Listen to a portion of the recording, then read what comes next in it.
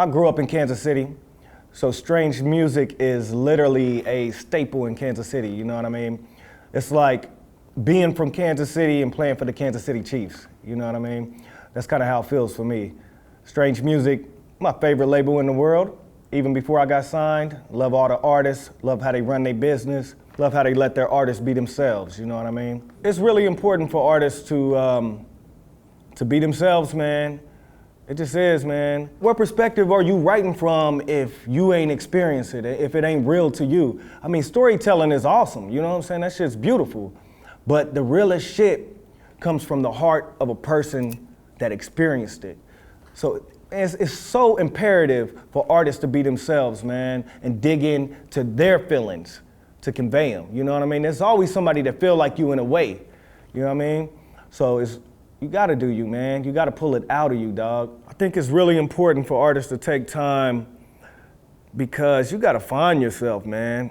You gotta develop, you know what I mean? And this game, it's all about longevity, you know what I mean? It's about persistence and consistency. You know, I know a lot of niggas that made some really dope songs, wrote some really dope verses, man. But if you can't consistently do that, consistently raise the bar on yourself, and come up with original shit, new ways of going about your shit, you won't last. You know what I'm saying? And Tech knows that firsthand, you know what I'm saying? I seen his work ethic. I seen him consistently put out music, consistently try to get better. Like he still ain't satisfied with where he at, you know what I'm saying? And that type of thing, I mean, that influences an artist like me. That's exactly how I look at it, dog. You know what I'm saying? I got a long way to go. So much shit I want to do. So many lanes of music that I love to tap into, man, and tackle. You know what I mean? But it takes time, bro. And that longevity is one of the major things. You know what I'm saying? Very important for motherfuckers to take time, bro. On a street, 56 in Highland. It's a neighborhood that was basically his stomping grounds. 57. RDVs, you know what I'm saying? 57th Street RDVs, Don Juan, his early producer, Big Scoob. Everybody is right here in these neighborhoods, in this neighborhood. It's a couple block radius, you know what I'm saying? But I was a young kid, man. I liked all kind of music, of course. And then one day, my homie from down the street put me on Tech N9ne, you know what I'm saying? It was right around like gang-related soundtrack, right around then when he did the gang-related soundtrack. And after that, it was a rap, man. That nigga instantly became my favorite rapper pretty much, man. And to know that nigga was down the street was fucking crazy. I mean, my first interaction with Tech was probably him in Big Scoob Suburban, you know what I'm saying? The passenger side, like, get your ass up the street. And he was like, oh shit, that's Tech N9ne, you know what I'm saying? Man, it's crazy, you know what I'm saying? To be here now, man, to have that nigga believe in my music, it's just wild, man. I remember days he used to be on the porch rapping, beating on his chest for us, man. We just little kids out there, you know what I mean? So it's crazy, bro, you know what I mean? That's a real life connection. And like he said, man, he even say all the time, he wanted to sign me a long time ago, but it took time, man. You know, strange music is a business. Tech acts on his heart. And all together, they make the right business move, man, and finally came around through hard work, moving independently, man, putting out projects by myself, put out a lot of fucking projects by myself, you know what I mean? Coming up in Kansas City was pretty crazy, man. I grew up in some hood neighborhoods. You know, there's a lot of stuff that could pull you backwards, send you in the wrong path, you know what I mean? From gang banging to the drugs around there, you know what I mean? You know, your life on the line every day almost in certain areas, you know what I'm saying? But there's also a lot of positive things going on in Kansas City, man. Strange music is like the first big opportunity around there for people, you know what I mean? Seeing Tech N9ne around your city is a major thing. He was the first person to do some real big things with music, you know what I mean? So you get influenced by that. There's a lot of great underground rappers in Kansas City though, man. You witness it, you know what I mean? A lot of hood niggas that are really good at that shit. In Kansas City, there's an extremely heavy West Coast influence, you know what I mean? Growing up, when I think about all the shit I listened to growing up, man, a lot of that shit was West Coast shit, you know what I'm saying? Especially in some of the neighborhoods that I grew up in. The Kansas City and the Bay Area, I mean, it's just a weird connection, man. You know what I mean? So yeah, niggas are definitely influenced by the West Coast. But we are in the middle though, man. So you know, you get shit, we got it coming from all angles, you know what I mean? But definitely for me, and I'm sure the people that I'm connected with, the West Coast is a heavy influence, man. I was a basketball head, you know what I mean? I was always trying to hoop, cross niggas over and shit, man. Graduated high school, got really into music, but I started writing a long time ago, you know what I mean? 9 years old probably, type of shit. Wrote my first rap, and tried to do groups with my brothers, my homies in the neighborhood, shit like that. So, you know, we're heavily influenced in the Midwest by Midwest rappers, but also the West Coast, the Bay Area, you know what I mean? My first recording setup, what was the name of that program? Acid. I think we had Acid. I had a little microphone connected to like a desk, you know what I'm saying? With the big ass computer, you know what I'm saying, the PC. Yep, learned how to work Acid Pro, man. We was just in there doing all kind of shit, man. We made our first projects off of that shit. But yeah, man, I went through a lot of different setups to the 2 mattresses side by side in the basement, you know what I'm saying, with the sheet over that shit, you know what I mean? To the hallway closet, you know what I mean? Running in there, hitting record, recording myself, hitting record. You can hear the motherfucking door when you hop in there, you know what I'm saying, and start your verse. Yeah, man.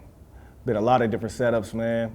Been at it for a while, so tried every way I could, man, to be able to make sure I could continuously record music and do the shit, you know what I mean? Yeah, I just put out a video, man, called Out the Hood with Nef the Pharoah. Disco Boogie produced that bad boy. Whoa, niggas ain't believe me. Now they say the same thing when they see me. Ooh, you doing pretty damn good. I thought you'd never make it out the hood. It's a really West Coast sounding track, you know what I mean? Soon as I heard the beat, I came up with some random shit. You know what I'm saying? Something that felt real good, man. And once I wrote them verses, man, my initial thought was E40.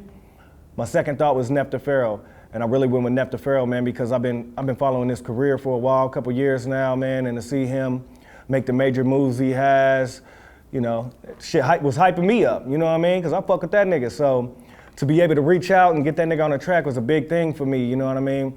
E40 and Tech N9ne's relationship, I mean, them motherfuckers is like brothers, you know what I mean? E40 and Tech are like brothers, so Nef being E40's little homie, me being Tech's little homie, I figured it's that perfect time to bridge that gap, you know what I mean? So it's like the new gap, man, the new bridge right now. I love that song, man. It's up on World Star, all that shit.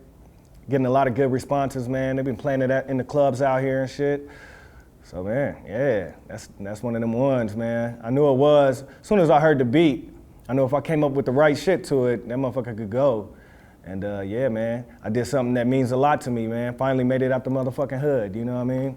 Some of the things I wrote about on this album, were being in this position now after going through everything you've gone through, you know what I mean? My album is called Dipkiss, and I started off with a song called Strange the World, which really is basically saying I ride for strange. You know what I'm saying? I ride for strange music. I really do. I'm a chauvinist for strange music, you know what I'm saying? I'm a representative, you know what I mean? Talk a lot about the hate that you get when you get to this level, you know what I mean? The expectations of people, of you, you know what I mean? My outro is a song called This Time, where I talk about the time it takes for you to get to this point, you know what I mean? It's a long process, it's a journey. Life is a journey, it's a real thing, you know what I mean? I talk about my past relationship, you know what I mean? I was in a relationship for a really long time, and finally on this record, I got to write the closure song to that, you know what I mean? It's a song called Done to Me. I got a song called Fuck Everything. It came to me when I was in writer's block, you know what I mean? And I just had to get it out. I had to get some fuck yous out, man. It was like, fuck this shit sometimes, you know what I mean? But I wrote it down. Afterwards, I was smiling like a motherfucker, you know what I'm saying? It was like a release. Yeah, man, it's all over the place though, man. I got some really good turn up records, you know what I mean? But they shit like Out the Hood, you know what I mean? Which is, nigga, that's a real life thing. Nigga really made it out the hood, like, you know what I mean? To be able to do this and move forward, It's crazy, man. The feeling I want people to get is, I ain't never heard a nigga like this. You know what I'm saying? You can hear my influences on some songs, some parts maybe. You can hear some of my influence, but niggas ain't never heard anybody like me, man. I'm a very versatile artist, and I'm me. Like, I'm literally me, bro. Like, when you break down my lyrics, it's me. And nigga, if you, nobody else is fucking you. That's original as fuck. So, you know what I mean? When people hear this album, I think they're gonna get a really good sense of who I am, a Kansas City nigga that's influenced from all areas of music, you know what I mean? Hopefully they feel the diversity and they understand that I ain't going no motherfucking where. This is literally just the beginning, you know what I mean? When I'm working with other artists, I like to, if I can present them something, I like to present them with something that I would love for them to talk about. You know what I'm saying? Like, I love to present shit. Like, I want you to talk about this. I would love to hear you talk about this shit. You know what I'm saying? Because I know it got it in you. Because I know you got it in you. You know what I mean? When I work with an artist, it's because I like their shit. I don't never do it to get nobody's fans. None of that. It's what I like, man. You know what I mean? I want to make music with niggas I like. Because it's going to come out right. If we do it right, it'll be right. You know what I mean? Me doing more music, working with a lot more people. You know what I mean? The video's gonna get bigger. You're gonna be seeing my face all over the motherfucking place. Look for me to collab with a lot of niggas, because I love collabing with niggas, you know what I mean? I love working with other artists, putting our collective minds together to make some music that lasts forever. I'm all about that, man.